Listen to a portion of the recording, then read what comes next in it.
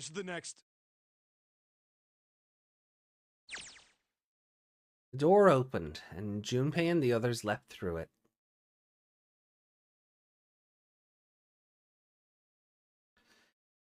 Just as Seven was about to finish his sentence, their attention was drawn to the clang of metal on metal ringing out behind them.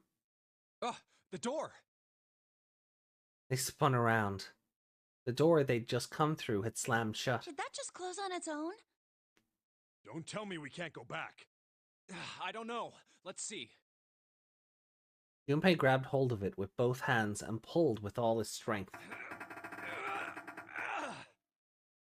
Damn it. It looks like it locks automatically. Oh, hello, Meg. Is there any other way out? Well, there's another door over on the right. There's a card reader next to it. It's got a red light on it, though, so I'm pretty sure it's locked, too. But there is a card reader, right? Yeah. Then perhaps if we find a key card, we could open the door and leave? Well, yeah, that might work, but... Hey! Wait a minute! Are you saying we're gonna have to search through this room for one little card? Oh, man. They took a second to look at the room they'd found themselves in.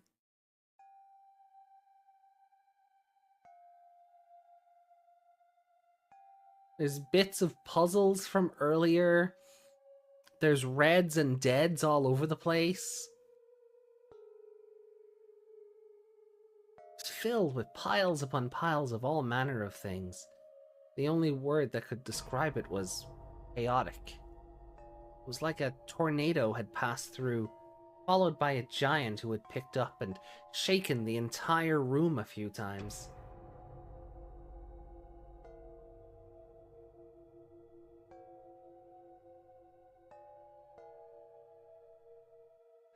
Looks that way. Junpei's heart fell. No way! For real? Clover and Seven looked as though they were about to cry. Well, we can sit down and wait to die, if that's what you prefer. I rather doubt that, however, so it would be wise to start looking. We haven't much time. Let's find that key card. Oh, and the Neptune key as well. We won't be able to get through the hallway without it. All right then, let's begin.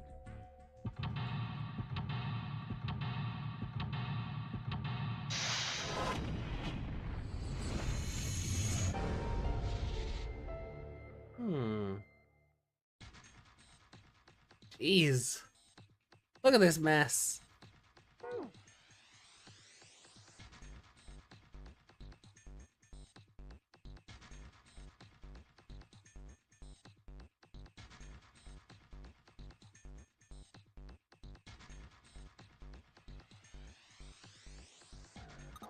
Hey, Junpei, isn't this a nautical table?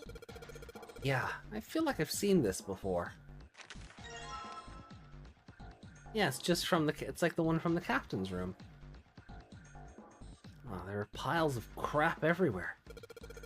This place is a mess. It's so messy, I don't know where to start. Some of this crap looks familiar.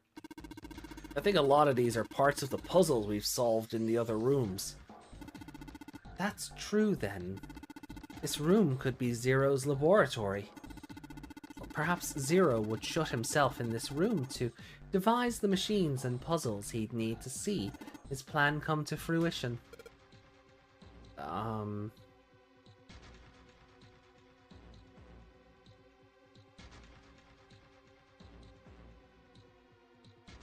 Okay. Gosh, this desk is really big. Feels really sturdy. Yeah, it does seem pretty heavy duty. I suppose it belongs to whoever uses this room, wouldn't you say? The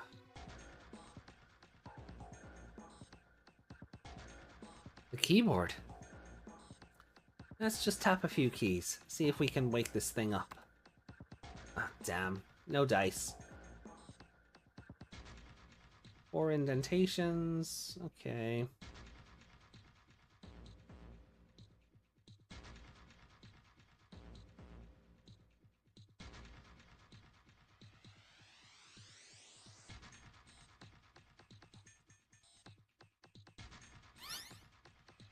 Um...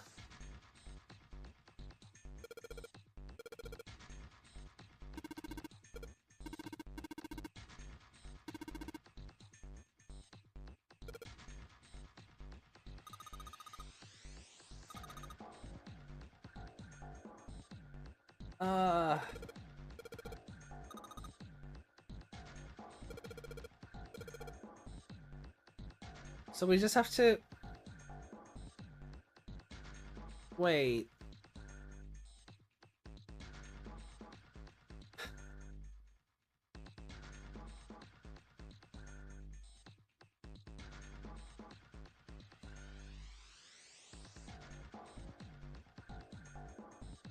What the hell do I do here?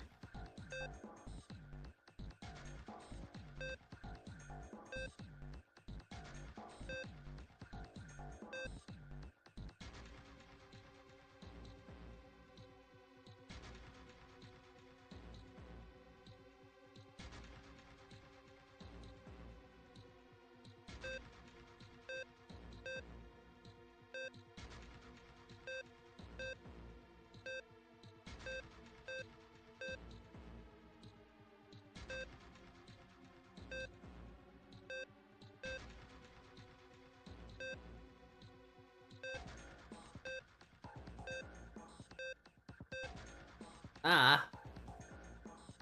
Did I just reset the puzzle back to the start?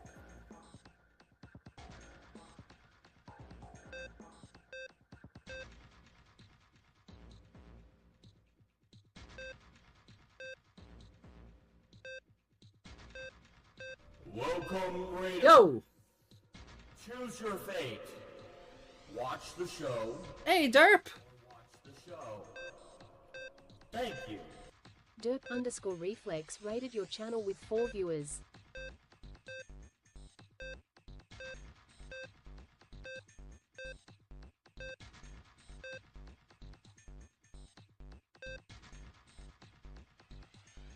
Welcome in, Raiders. How is your evening going? Thank you for stopping by. Ah.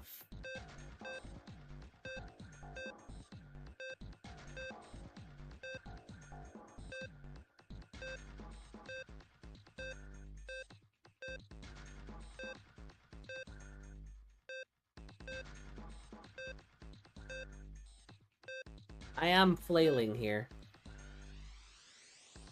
No worries, Derp. Appreciate you leaving your peeps with me.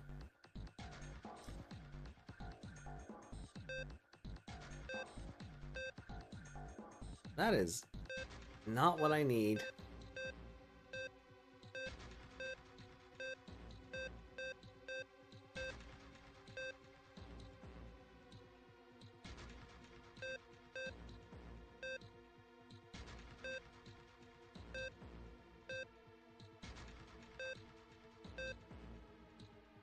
I can get them all red, no problem, but getting them all green is,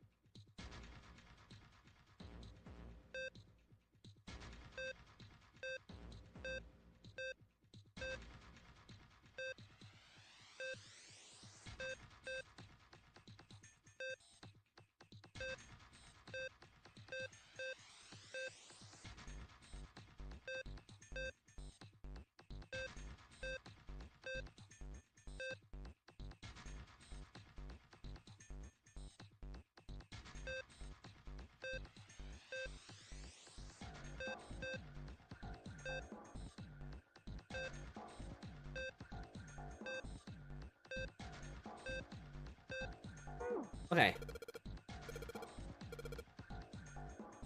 Alright, let me try again.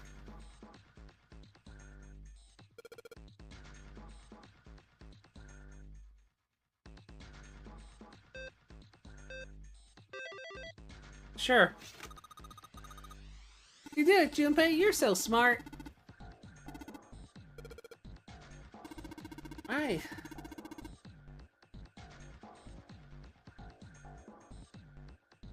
What is this? This is 9 hours, 9 persons, 9 doors. 9 people are kidnapped, dropped on a ship. They have 9 hours to escape, finding a door with a 9 on it. The game uses puzzles, mathematics, and pseudoscience to weave its story together.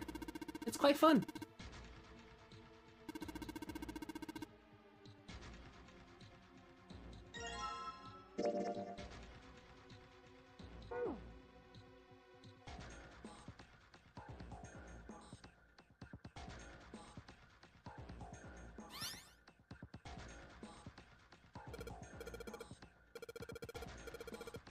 Okay, so this one's a Morse code puzzle.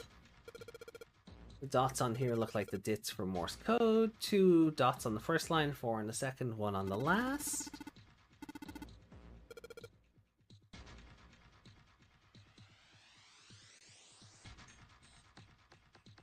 Yeah.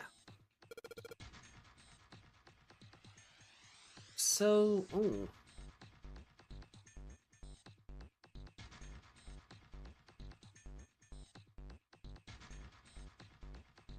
So,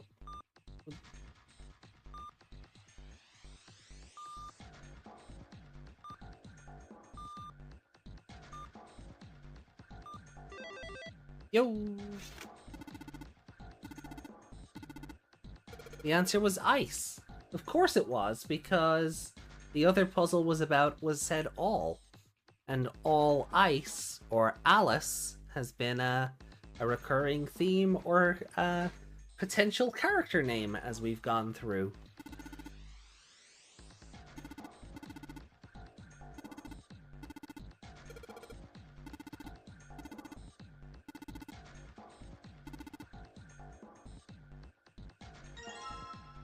Okay, code emblem.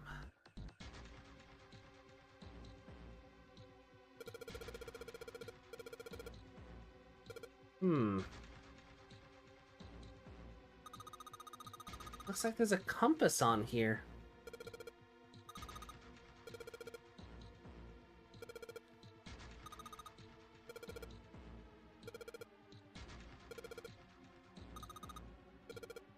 Show me now! Jeez.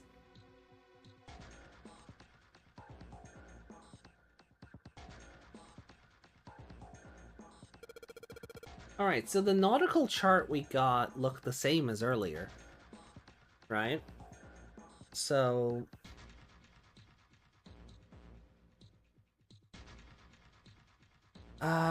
so what we should be looking for is...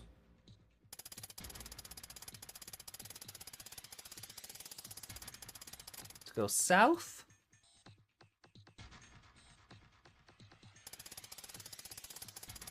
Then west. Then southeast.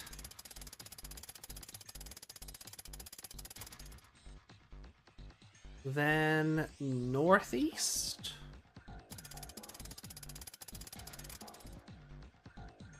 Then east. Then north. And then east again. Hell yeah! Good boy! Who's a good boy? Clover, could you not? I'm not a puppy!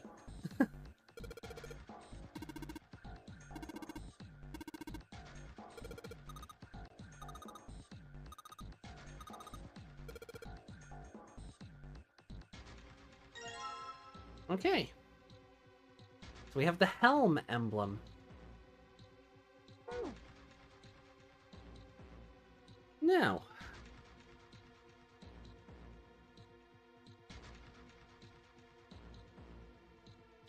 So there's a 4th emblem.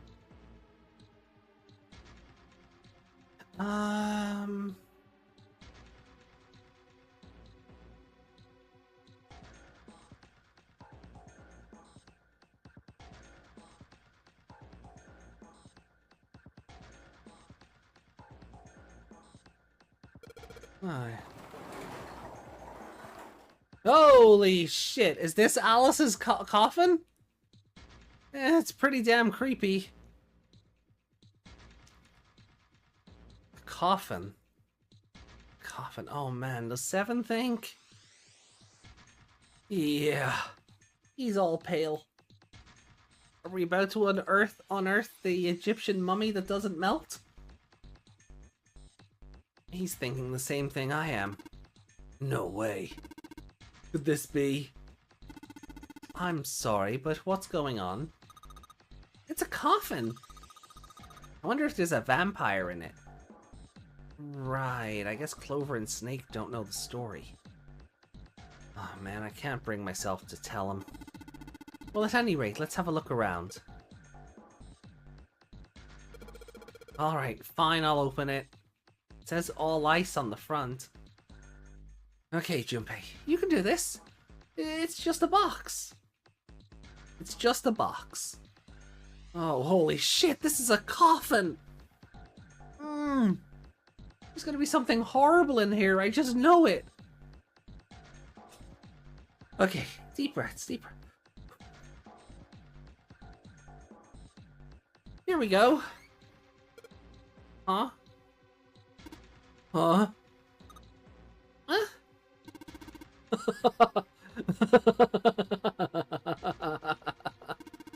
Oh man, there's nobody in there. Oh shit. Can't believe I was scared of something like that. What do you mean nobody? Were you expecting someone to be in there? Oh, it's a long story. Ask Junpei about it sometime. Well, just like Seven said, there's nobody in there. There's something in there, though. Well, two somethings, actually. What is that? What the? No, no, no, no!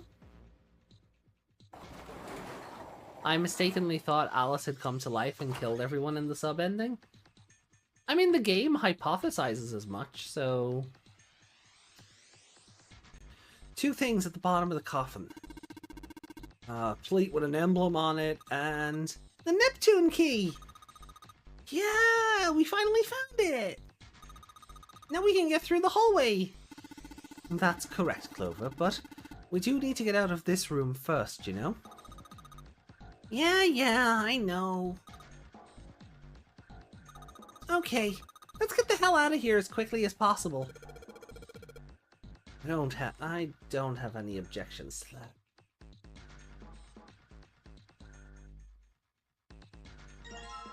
Okay, we have the coffin emblem. Lovely.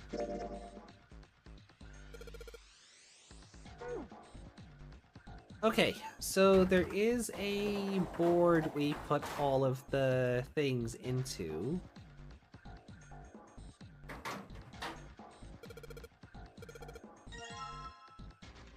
I'm guessing that was instructions for the machines that I just did the puzzles on, so... oops.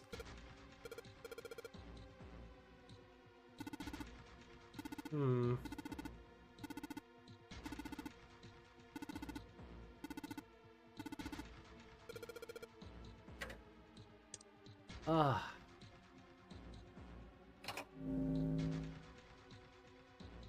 Whoa. Ash. Oh, I forgot about this puzzle. Like, it's not the worst, it's just digital root stuff, but... I forgot about the lottery puzzle. I was expecting her to pop up and kill it and confront us. Yeah, I mean, this ending does kind of... like, this pathway does kind of put that idea in your mind. You know, they at least considered it for people who, you know, might have that thought early on. They did at least try and plant those seeds. So...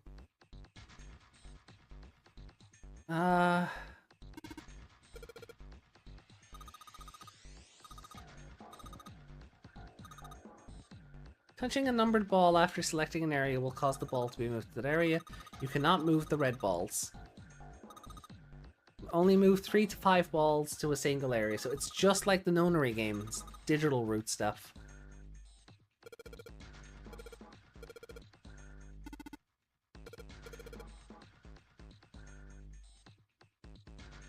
So 6 would be 3, 4, 5, and then 3 would be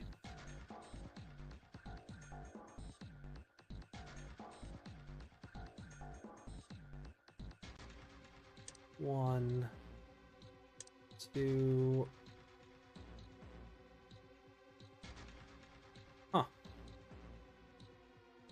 We can't have, hold on, 3 and 4 is 7. And 5 is 8. 12. 1 and 2 is 3. Whoops. Hold on. Oh, hold on. What am I? This is what I get for trying to math after midnight. 3.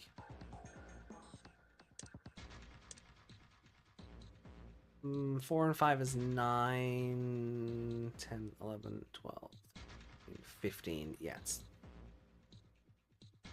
So 4, 5, 6, and then 1, 3. 1, 2, 1, and 3 and 3 is 6. Actually, probably easier to do it this way. 2 and 8 is 10. 17, 18, 19, 20, 21. 2 and 1 is 3.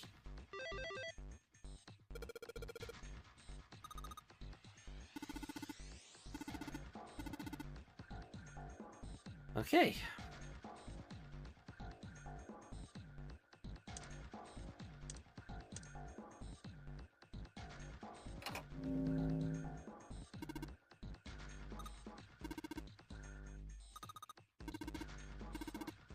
Okay.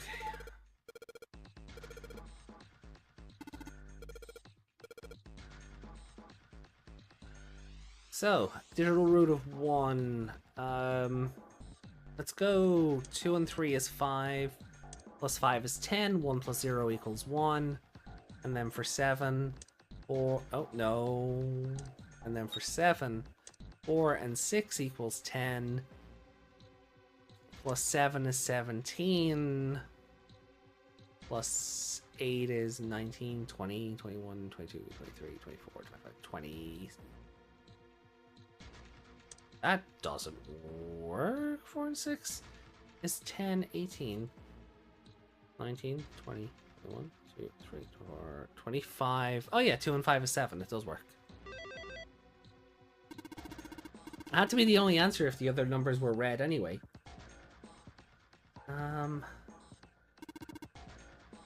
Yeah, the monster hasn't kicked in yet, so... Oop.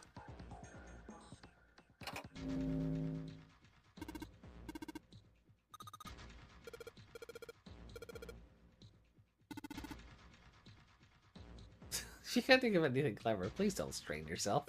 You might hurt something.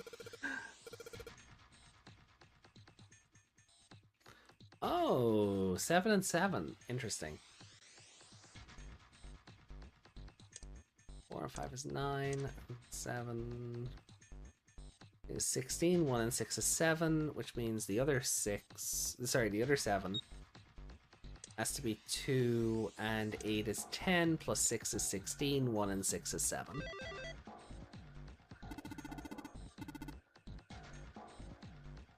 And our coffin panel.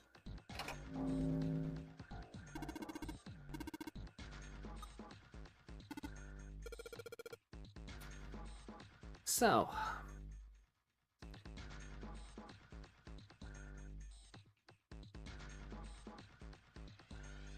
Huh.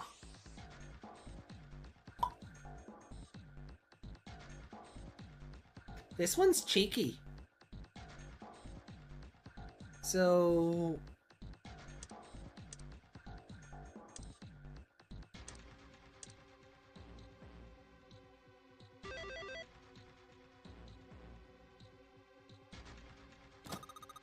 to go, Junpei. Okay, did we get our key card? A picture. Oh, story shit. Okay. This might go on for a minute, so get your snacks ready. In the drawer was a single picture. He picked it up. It was a photograph of 4 men. What the?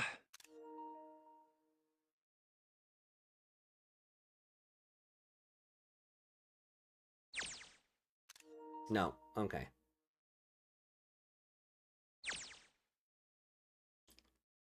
Involuntarily, Junpei's eyebrows shot up. He'd seen 3 of them before. What the hell is this? This man with a mustache on the right. He's the same guy we found murdered in the captain's quarters. He had the 0 bracelet on his left arm. And this second man with the glasses and a doctor's coat.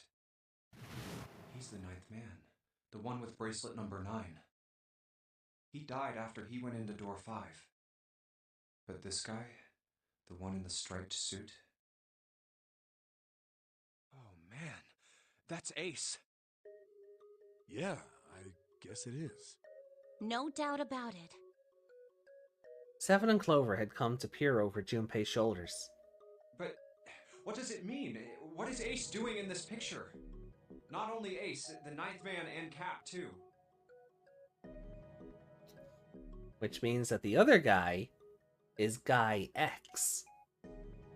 As Junpei looked closer, he noticed the expression on each man's face. Their smiles suggested that they were close, at least to some degree. And they look happy, like they knew each other well. Why? How? How in the world are these 4 men connected? Snake's voice broke into Junpei's thoughts. You say Ace is in that picture? Yeah, it doesn't look like it was taken recently though. Ace, the 9th man, and Cap all look about 10 years younger. Ah, so the 9th man and the man you found murdered in the captain's quarters are also in the picture? Yeah. Is there anyone else? Or are there only 3 people in the picture? I'm afraid I can't see it. No, there's one more guy. He's got kinda long hair, he looks smart, but a little cold. He's the only one I don't recognize. Yeah, because he was turned into spaghetti in the shower room. Snake knit his eyebrows. What's the date of the photograph? It doesn't have one. Did you look on the back? The back? Yes, the reverse. The other side. Yeah, alright, Snake. Junpei flipped the picture over. Huh. And there it was. To be precise, it wasn't a date, but it was certainly significant.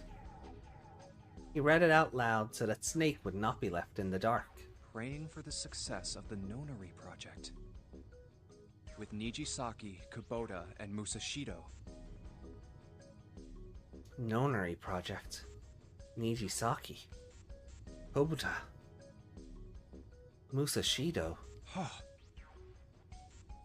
Junpei immediately flipped the picture back over. Then the 4 men in this picture were the organizers of the Nonary Game 9 years ago. Since Hongo wasn't mentioned, Junpei figured that could only mean he'd written the words on the back himself. That means Ace, the 9th man, and Cap were all responsible for making it happen. But I feel like I should be more shocked about this.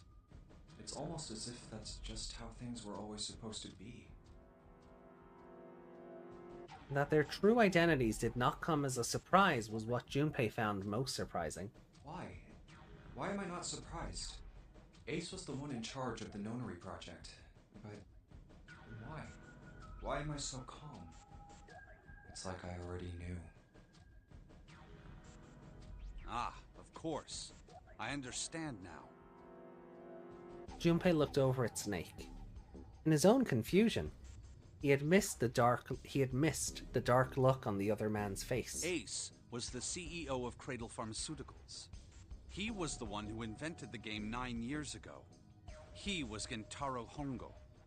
Ace is Hongo?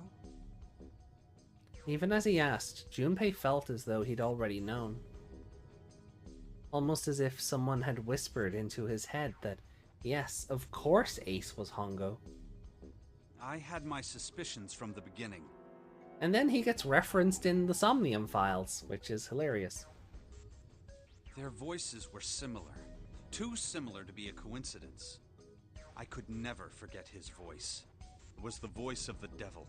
I couldn't be sure, though. After all, I had no way to check. I certainly couldn't ask him. Even if I had known, however, I would never have told you. Zero made it quite clear what would have happened if I did. Oh my gosh, I had no idea. Huh? I didn't know that Ace was Hongo. Oh, yes. I suppose you wouldn't have. 9 years ago, you were in Building Q in Nevada. But Hongo was in the Gigantic with us. I know. That's why I didn't know what Hongo looked like. But why? Why didn't you tell me? I mean, I'm your sister, right? You could have told me. I'm sorry. I apologize for keeping this from you. But if I'd told you, Clover, you would have told everyone else. And if you did, then I would have been forced to tell them about what happened 9 years ago. I had to prevent that. So Snake didn't trust Clover to keep her yap shut. That tracks. Clover and Snake's conversation wasn't of particular interest to Junpei. He still couldn't make sense out of his strange feelings of knowledge. He was trying to organize his thoughts when he heard Seven's voice. Hey, Junpei. You think I could borrow that picture for a sec? Sure. He had no reason to say no, so Junpei handed the picture over. Seven stared at the picture and began to mutter the 4 names of the project's leaders over and over to himself. Hongo, Kubota, Nijisaki, Musashiro.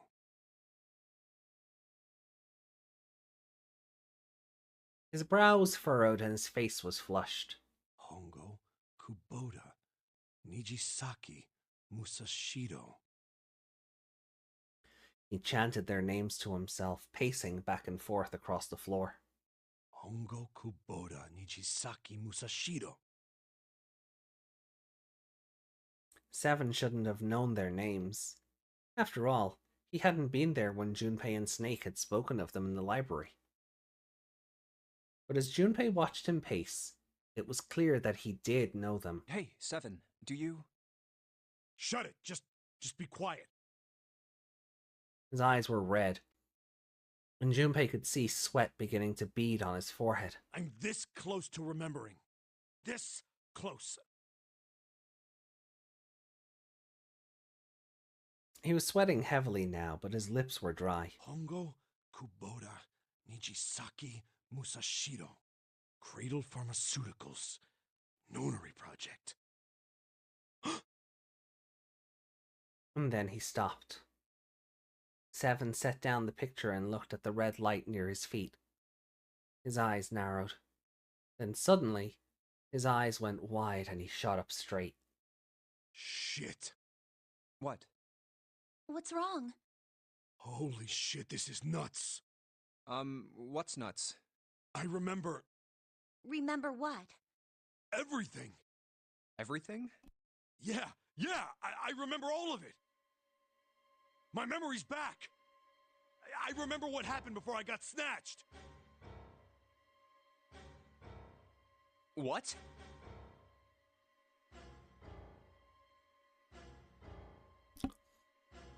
Seven's voice was filled with excitement.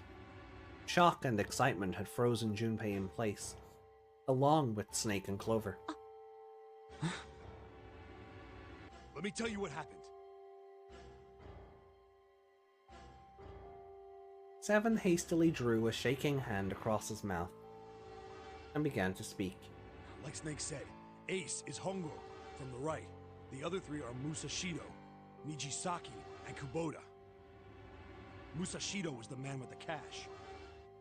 Nijisaki was Hongo's right-hand man, and Kubota developed the actual technical details of the experiments.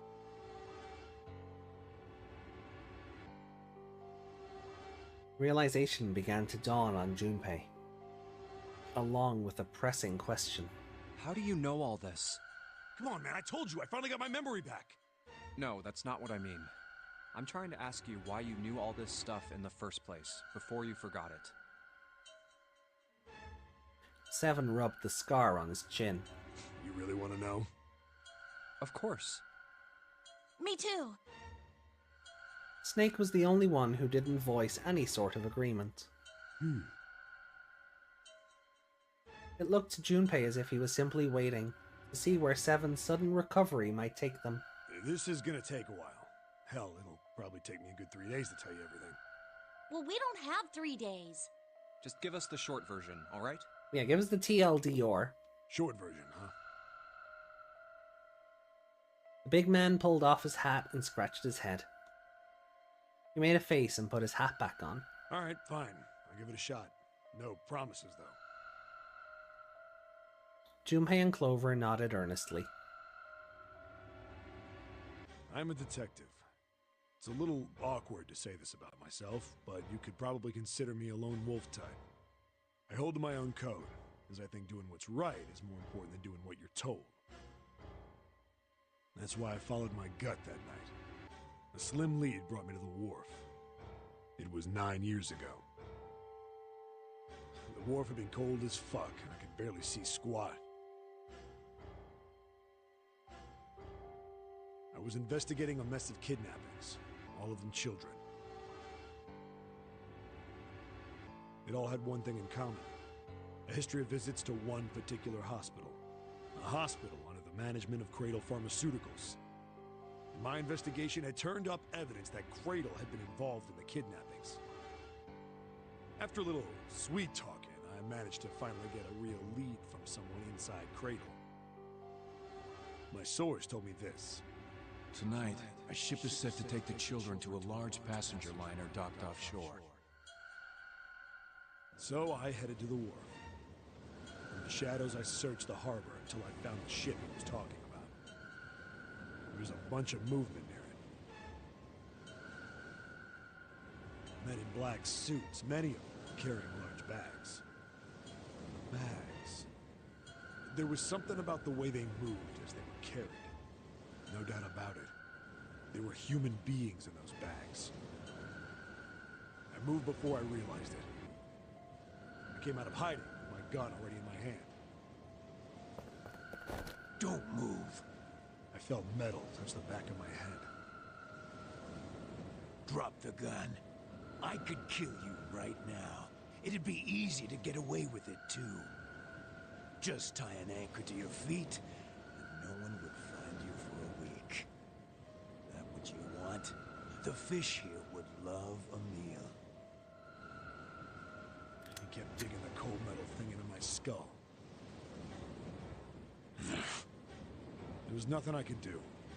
Maybe don't wear the bright orange suit on your, you know, your stealth detective investigative mission, you know? Then suddenly... Just putting that out there. Naruto. There was a sharp pain in my neck.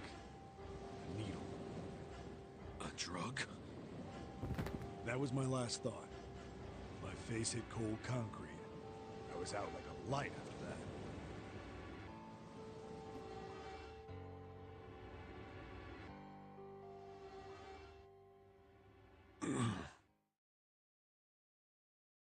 I woke up on a hard floor. Damn it! Shit, my head hurts. I did a quick once-over of the room. Where am I? A small, shabby bed, a dirty sink. A toilet with no privacy. Technically, we've heard all this before on another timeline. So I do wonder if we could skip it. I'm in a cell, huh?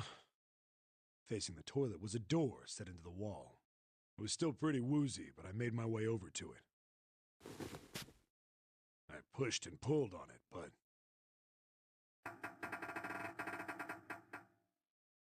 it won't open. Not like I expected much else. Would be dumb enough to put me in a cell and leave it unlocked. Threw myself against the door a few times, but it wouldn't budge. I knew it. I gave up and made my way back to the bed, and sat down. Huh. I sat there for a very, very long time. Who knows how long. Then, I heard a faint voice. The voice was far away. I couldn't understand what it was saying. But I could hear one. It was pretty high, probably a little kid.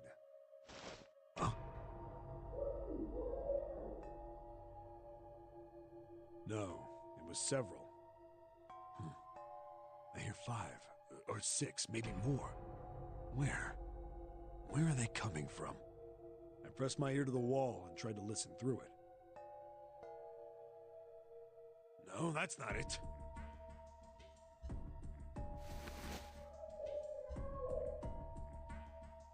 Left. It's coming from under the bed? I hauled on the metal frame and flipped the thing over.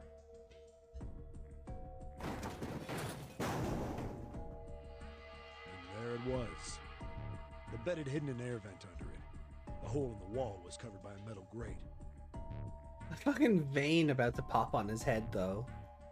I dropped flat on the floor and peered through the grate. I couldn't see shit, but I knew it in my gut. This was where those voices were coming from. Hold up. Why are there kids here? But then what my inside man told me popped into my head. Tonight, a ship is set to take the children to a large passenger liner docked off. Whoa, whoa, whoa. It didn't matter. All I knew was I had to get to those kids.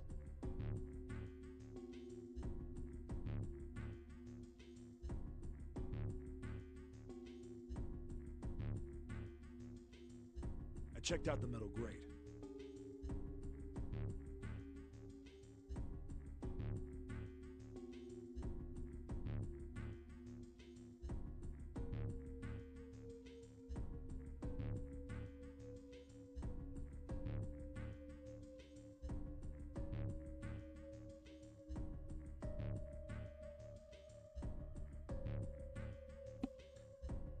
Oh no, Meg.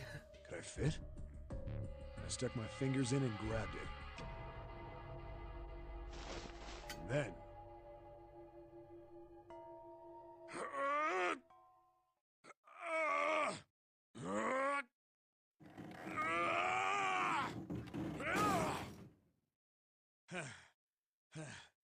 Yeah! How do you like that, you son of a bitch?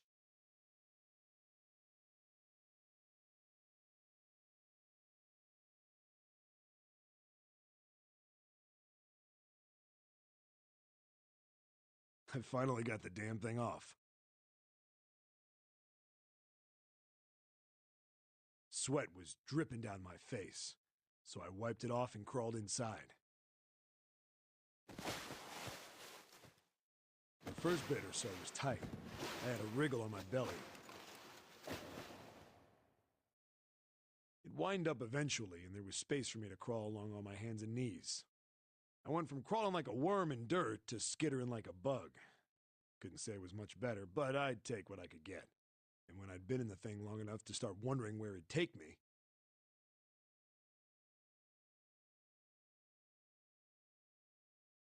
a massive sound nearly scared the piss out of me. It was like a heavy metal door had just been slammed shut. Then there was a voice.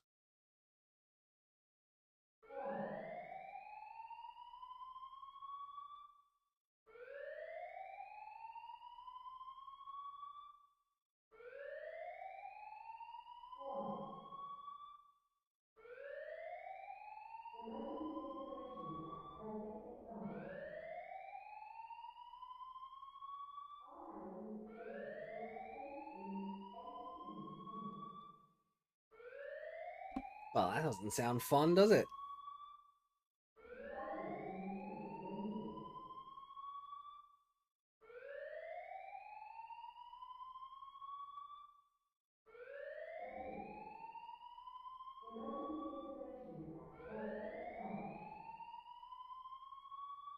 What? I wasn't sure what it meant, but anything with incinerator is bad news.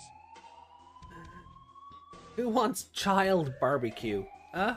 Then, almost as if that was a cue, I heard a mess of young-sounding voices.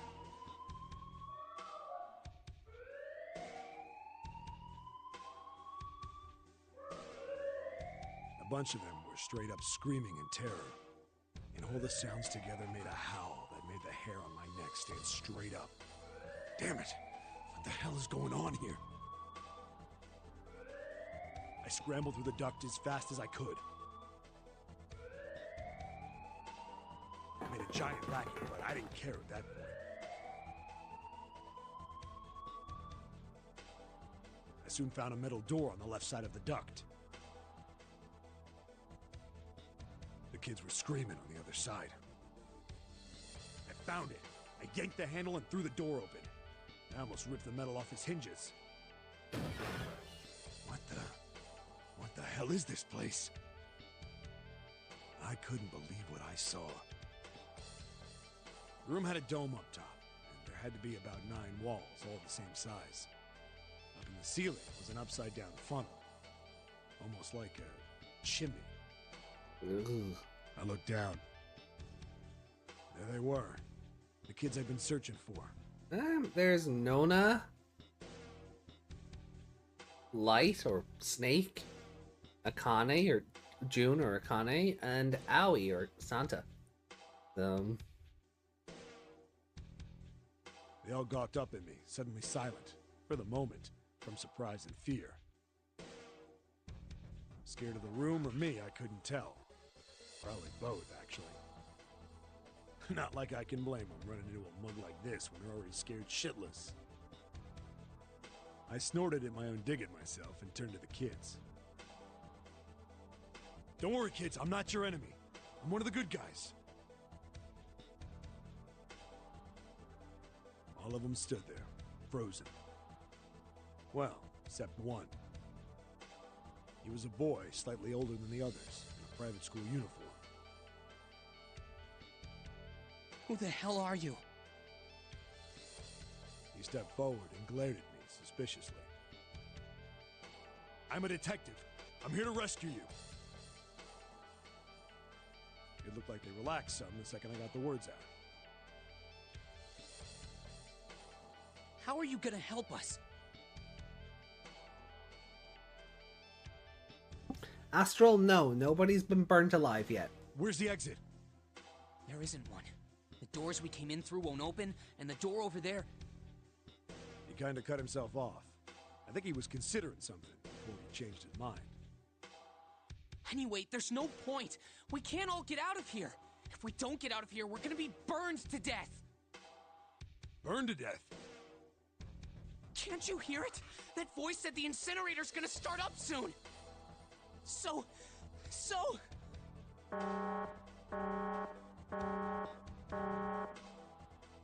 The voice spoke again. Incineration will begin in 15 minutes. They only had 15 minutes. I looked back down at the kids. Looks like a good 20 or 30 feet to the floor. No way I could pull them up. Too big of a distance for any of us to reach. What the hell was I gonna do? But then I got an idea. Wait right there! I'm gonna be right back! What? Where is he going? Are you just gonna leave us here? They just got frightened again. I'm not the best at that kind of thing, but I tried to reassure them with a smile. Don't worry, alright? I'll be back, I promise. So just stay calm and wait right there. Got it? Yeah, I can't imagine Seven smiling at anybody will put them at ease. I didn't wait to hear them respond. There wasn't time. I had to hurry. Well, as fast as a guy could on his hands and knees. Didn't take me long to get back to my cell. Still no way out of there, but I had a plan. I needed something from the room. When I got it, I dove back into the hole and took off towards the incinerator. Then... Sorry to keep you waiting, guys. I tipped out the doorway and dropped down the rope I brought with me. Back in the cell, I'd torn the bed sheets into strips and tied them together to make a rope. It was sloppy, but it got the job done. All right, just tie that around yourself, okay? I'll pull you up one at a time.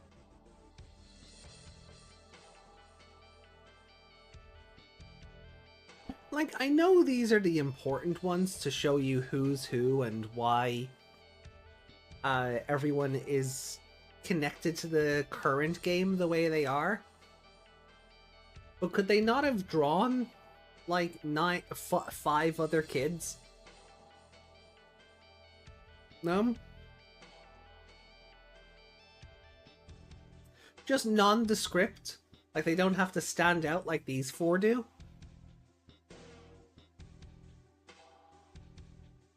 Right!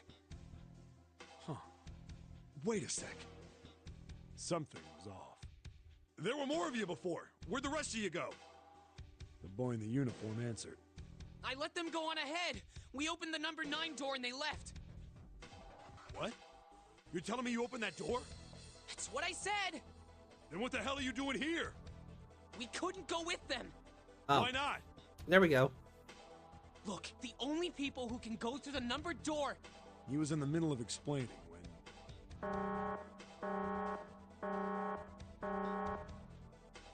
Incineration will begin in 5 minutes. The wall shook a bit from the voice bouncing around. Look, that can wait, all right? Just get us out of here! Right! I grabbed onto the rope. The first one I pulled out was a girl with a ponytail. Next was a girl with a red necktie. A boy in a jacket came after. He said he'd climb up on his own. The boy in the uniform at the last up. Like the other kid, he climbed up the rope himself. He looked pretty scrawny, but I guess he was stronger than he looked. He moved fast, but when he was almost to me, we heard some knocking. Everyone looked at the door. It had a thick, square window set into it. On the other side, an angry face was staring in. Uh-oh. Hey, Justin. God damn it! What's going on here? Why is the room empty? Where the hell are those fucking kids?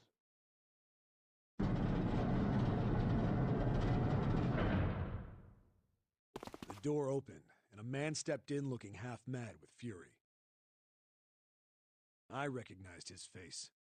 I saw him many times in photos during my investigation. Ooh. The man's name was Gintaro Hongo, the CEO of Cradle Pharmaceuticals. Hongo saw the boy hanging from the rope. Yeah! It was like he was an animal. He lunged for the rope. Hurry! I know! The boy in the uniform booked it up the rope. You son of a bitch! Get back here, you little shit! My Otismon, chill out, yeah? 15 feet. 10. The second I could reach the kid, I grabbed him.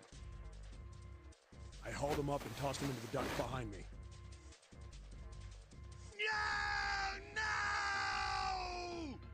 Hongo had lost it. His face didn't even look human. It was like the bastard pulled off his fake face. It was really a terrifying devil or some kind of damn monster. Like, if Hongo's monitoring the game, does he not realize 5 people have already left?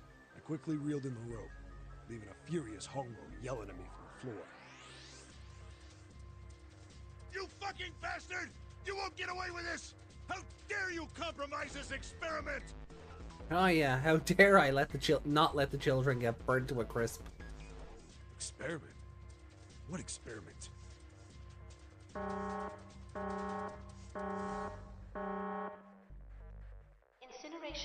begin in 1 minute. Hey, old man! What the hell are you doing? Hurry up! The boy in the uniform was trying to get my attention. I may have thrown a salute in a raging asshole's face before I closed the door behind me. No point to going back to the cell, so we went down the other direction instead. After about 30 feet, we came across another duct on the left. This one was heading down. Everybody nodded and took turns sliding down it. The duct emptied us out into a narrow hallway. There was a door on either side. The one on the left was a normal double door. But the one on the right was familiar. It had black and yellow stripes, and a device next to it on the wall. The plate on it read, Incinerator. Incinerator? Yeah, that's where we were. It was the girl with the red tie who answered me. We were inside an incinerator? What part of the announcement saying incinerator over and over did you not pick up on? Yeah, Hongo might still be there. It looks like it's been shut off, though. Wait, what? If he's still in there... Yeah, that's not good. That meant we better... We gotta get out of here. Go to the other door, hurry! The kids started running, and I was close on their heels. On the other side of the door was a large spiral staircase. Run! Didn't need to tell them twice. We went up and up and up. Our feet pounded the steps, our arms pumping fast. Round, round, round. The devil was on our tail. The stairway kept going. We passed a couple of landings when the boy in the uniform suddenly spoke. Something's up. Akane's not catching up to us. Akane? My kid's sister. The girl with the red necktie. Mmm. Akane. That's strange. I didn't remember seeing that name in the list of missing kids. Hey! Akane! He kept his hands around his mouth and yelled. So that's Nona running ahead of them. Maybe we outran her. The boy in the uniform skidded to a stop. I stopped too, and so did the other two kids. When did we do that? Well, we passed a couple big rooms on the way here. Maybe she took a rest in one of them? No, that's impossible. Sorry, Grandpa. You keep going. I gotta go look for her downstairs. He turned to go. Hey kid, wait!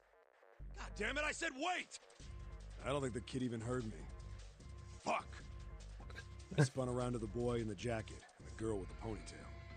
I'm going after him. You two keep going, all right? You got it? The girl nodded and ran up the stairs. But the boy... I'm going with you. I didn't have time to argue. I just nodded and took off down the stairs. Nona's not important. She didn't come with us. We ran all the way to the bottom floor, calling for her. Akane was nowhere to be found. God damn it, where the hell did she go? I could tell the kid was frustrated. And then suddenly... Help me! Somebody help me! We heard a girl's voice. Akane! The boy in the uniform threw open the door and leapt into the hallway by the incinerator. We rushed in after him. I couldn't for the life of me believe what we were seeing. That bastard Hongo had Akane by the arm and was forcing her into the incinerator. Come on, goddammit, move!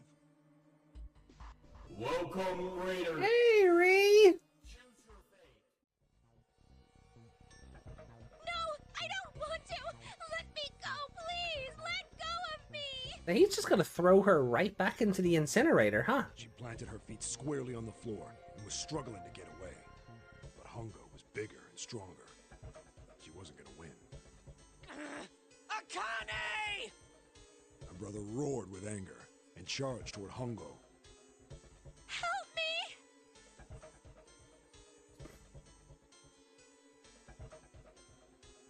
The funny thing is, the employee that dies a lot is a level V. 5? And has really good modded a weapon and armor, so I'm positive I'm not triggering any insta-death conditions. Is it the modded weapon, like, screwing you over? Is that possible? Like, is it modded in-game, or is it modded, like, with, you know, codes? You know, is it like a mod, or that the game is adapting for? Or is it just like an in-game modification?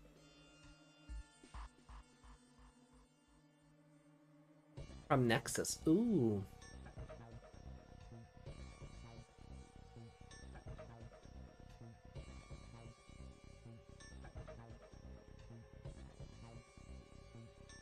You know how they say Marvelous should stop Gokaijuring everything? Is it safe to assume we'll keep getting new Ranger keys regardless if they show up or not? Considering Bandai likes money? Probably. But, you know, to quote Deadpool in regards to the Gokaigers, well, I mean, for him it was in regards to Wolverine, but in regards to the Gokaigers, Toei and Bandai are going to make them do this till they're 90. That's, Might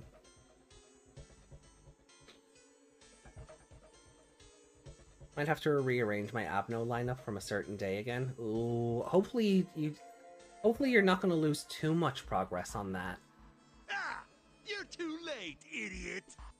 Hongo lifted Akane bodily into the air and threw her, still fighting him, into the incinerator. Before we could even blink, Hongo had leapt through the door after her. We saw him land inside. And then, the door slammed shut. We ran to the door. Did they ever make Bosco's trumpet? I don't think so. I'm actually surprised that didn't get the memorial treatment. But maybe they will for like the 20th anniversary. God knows it's close. We did everything we could think of to get the thing open. But look, I really like Gokaiger, but, you know, there is such a thing as beating a dead horse. He started slamming his fists against the door. He was close to shattering his knuckles with how hard he pounded on it. Akane! Akane! Are you okay? You came back! Her voice was muffled, but all of us could hear the sheer terror in it. What should I do? I think I'm trapped in here! They do it with Mighty Morphin all the time. Yeah, and that needs to stop as well.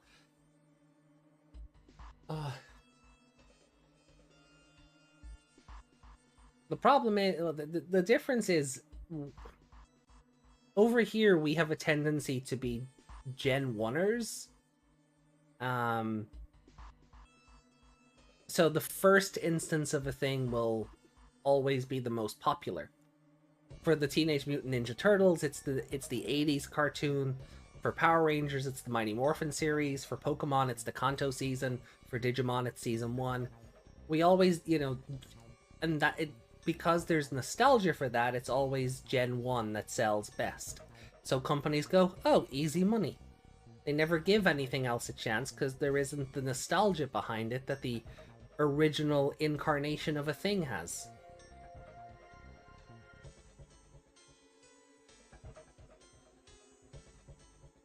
The Boom Studios comics are pretty good, though.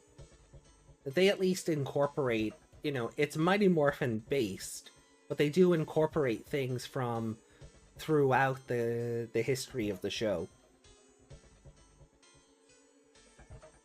Where's Hongo?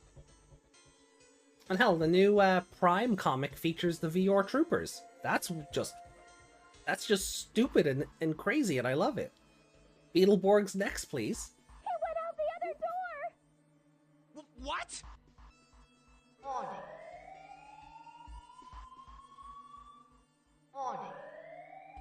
Emergency incineration command has been acknowledged.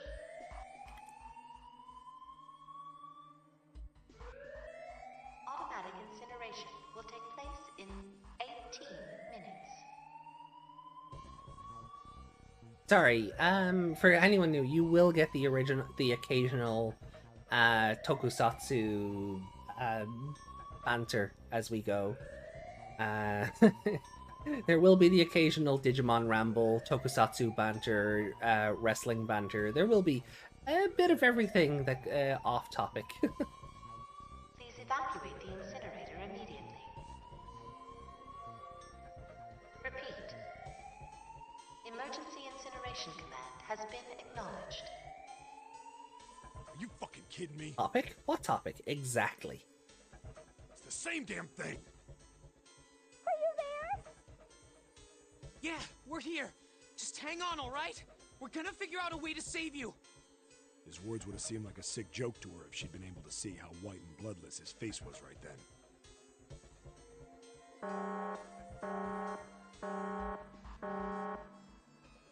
Incineration will begin in 17 minutes. Please! Please help me!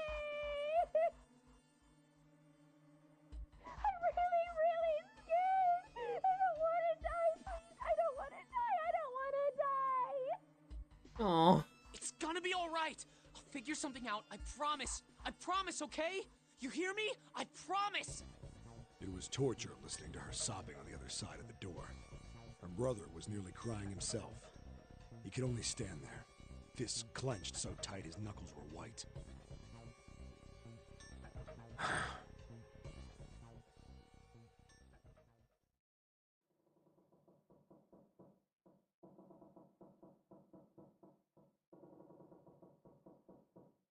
Ooh. Hello, Meg.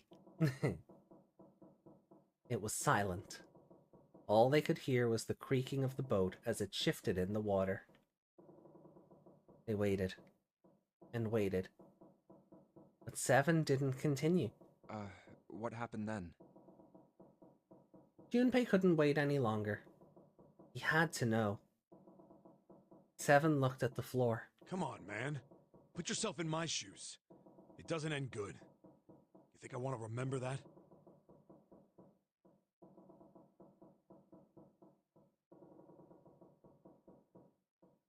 White Knuckle in development. It's basically a parkour roguelike. Oh, that's an interesting idea. Then... Yeah. Well, I need to go back and play more of the original Mirror's Edge. Shit. If I'd known it was gonna be like this, I almost wish I hadn't remembered. Seven shook his head, but there was something Junpei had to know. Hey, are you sure? Huh? Look, I don't want to ask this either, but there's something I don't get. So if you could just tell me, did that girl, Akane, really...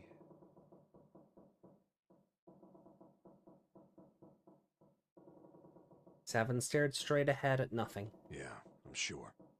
There wasn't anything we could do. After a while, the countdown ended. And we heard something... burning. The fire stopped, but we still didn't move. Me and the jacket kid were frozen. The boy in the uniform collapsed as if he couldn't hold himself up anymore. A few minutes passed. The door opened.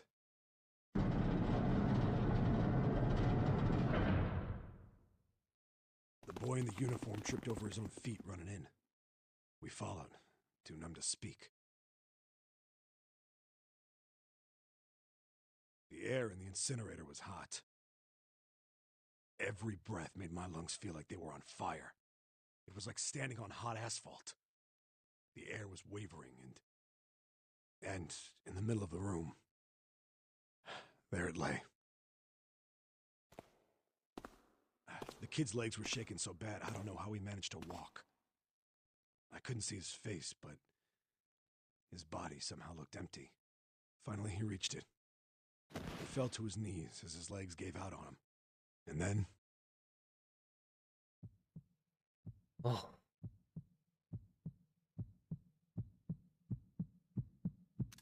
Just... Oh.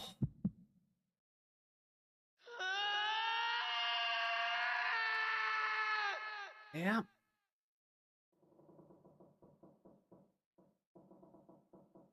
Junpei felt a cold lump form in the pit of his stomach. A feeling of sickening anticipation washed over him. He could feel his body shivering. What in the Star Ocean scream was that?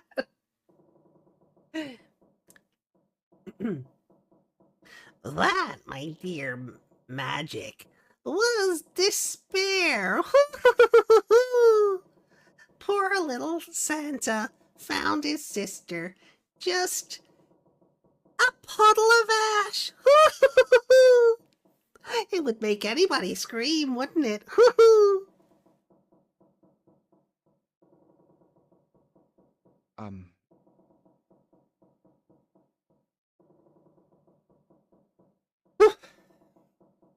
He desperately did not want to know the answer. He feared he already knew. But he had to ask. He had to know for sure. Can I ask you one more thing? What's that? The girl, Akane. What was her last name? What does it matter to you? Just tell me, okay? Please? Seven looked at Junpei curiously, and ran his tongue quickly over his dry lips. What are you doing, Monokuma? I mean, I do have a Monokuma plush sitting next to me, but I don't think I'm doing it. No, that would be weird. Would be weird. Don't do your plushies, people. Or your tables.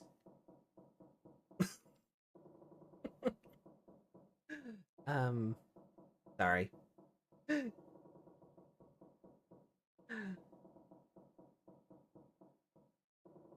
Yeah, phrasing is an Archer joke.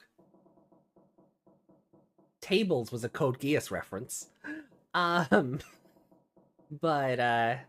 yeah, it's been a minute since I had to, it's been a minute since I've done the Monokuma voice, because we haven't played Danganronpa in a while. Because Danganronpa 2 sucked ass, and, and Ultra Despair Girls put me off the franchise. Well, excuse me, princess. I am the table. Meg, that's different. Meg, that is very different.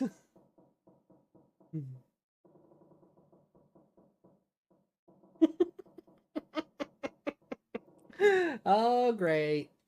The stream has the stream has turned.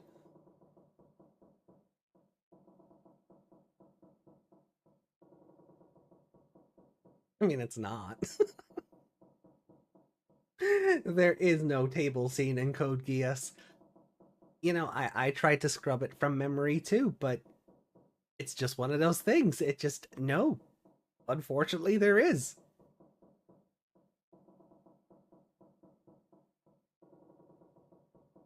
Whew.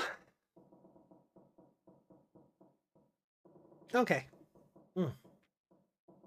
Seven looked over at Junpei curiously, and ran his tongue quickly over his dry lips. Kurashiki. Her name was Akane Kurashiki.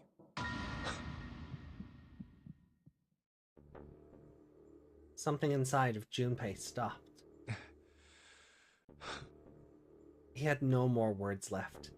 He had no more Junpei left. He was just a shell of flesh and bone. Seven turned to Snake. You were there that day, weren't you? The tall kid in the jacket. That was you, wasn't it? Yes, it was. You are correct, Detective. Junpei's mind was blank, withdrawn from the world.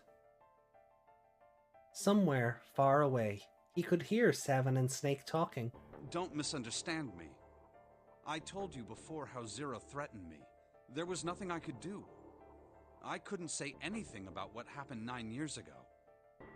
So you're saying you're not working for Zero, right?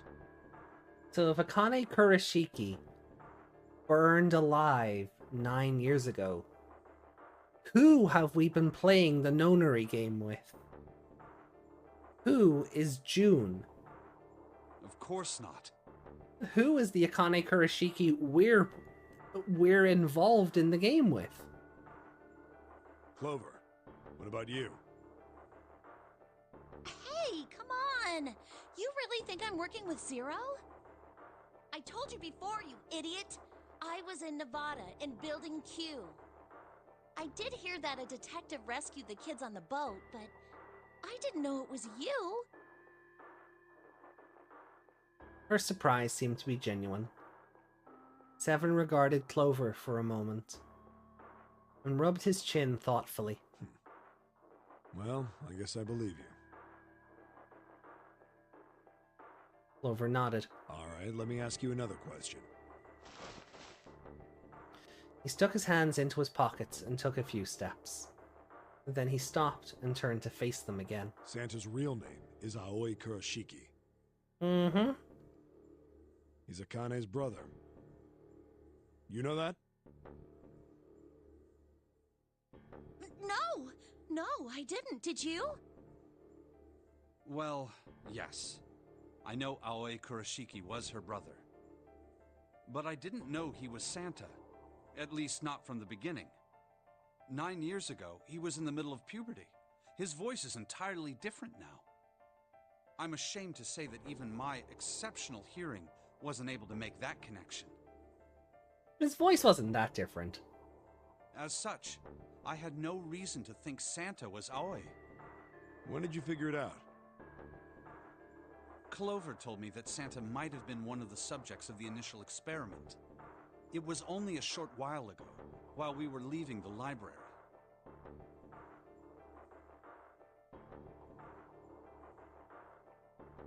When she told me that, I had a feeling. Santa is Aoi? Akane Kurashiki, June's brother? That spark caught flame in Junpei's leaden mind, and the fog began to clear.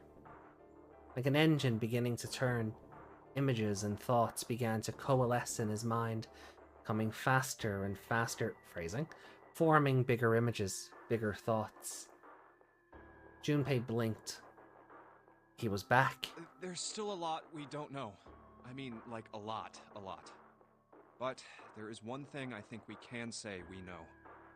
What's that? The body we found in the shower room. It had to be Nijisaki, dressed up to look like Snake. What?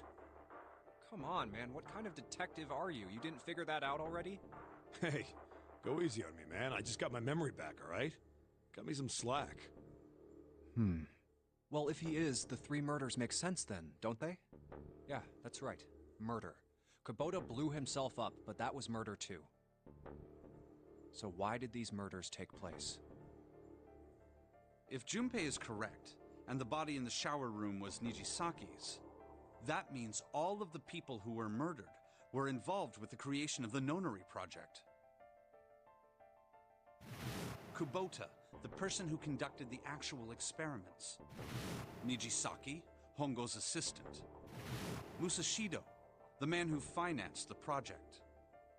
You mean this was all just revenge? Santa is Zero. He's getting revenge for the death of his sister. It was somehow playing the game with us. That's why he killed them. Why has nobody else put that together? No, I don't think Santa actually murdered anyone. In fact, Junpei didn't think. He knew. He couldn't explain why or how, but he had no doubt that Santa had killed no one. Perhaps the madness of the last several hours was finally driving him insane. But Junpei had ceased to be surprised at his sudden knowledge, and had even begun to accept it. If I'm right, then it's not hard to figure out who the next victim's gonna be, is it? I'm pretty sure I don't have to tell you. Yes. Yep. Right. Snake, Clover, and Seven all nodded. The next target will be Gentaro Hongo. The person who planned the Nonary project. In other words, Ace. There was a moment of silence. What? And then the room shook. From far away, they heard the sudden rush of water. What the hell's going on here? It must be 6 a.m. Our time is up. Shit! Come on, we need to get out of here. How? In the drawer that had held the picture was a card key. Junpei grabbed it. I'm betting this sucker opens the exit. Come on, let's go. Okay. Card key 0. Alright, let's get over to that other door.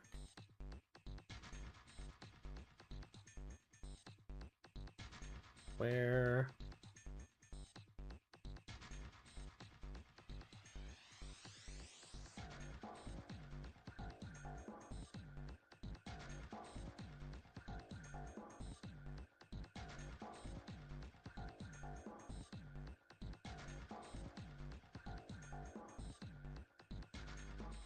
Lad?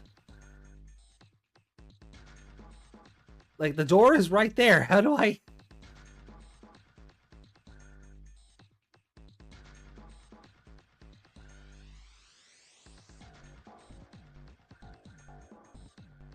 Oh, there we go. Okay.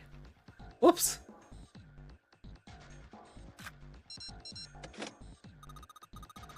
Junpei, look, it's unlocked. Now we can get back to the library. Hurry up, we don't have time. Let's go, let's go. Justin says, after what Danganronpa did with looting a girl in a wheelchair. Yeah, all of the kids in that game were just fucking tragic. Huh. I think the shaking stopped. It would seem so, but we are yet to be out of danger. You're right. Let's hurry. They ran across the hallway. This exit needs the Uranus card too. Straight for the large metal door. Next to the door was the Uranus card reader. Hey, Junpei. Yeah, I know.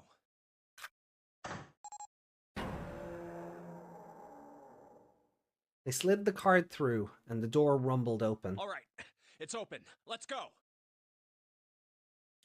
Out of the library and into the hallway they ran. Oh no, Shirokuma and Kurokuma can both die in a fire. The end of the hallway was a door. Junpei reached into his pocket to pull out the key as he ran toward it. Okay, Neptune Key, let's see if you work. He turned it. Yes! I think it unlocked. Lock clicked. As one, they shoved the door open and poured through it. In front of them was another great metal door. Above it was a metal plaque. It says incinerator. So this is the incinerator. This is the first time I've seen it from this side, but yeah, I think so. Then there ought to be a lever near the door. Yeah, right here. Junpei ran up to it. Pull that and the door should open. Got it. As he spoke, he pulled the lever.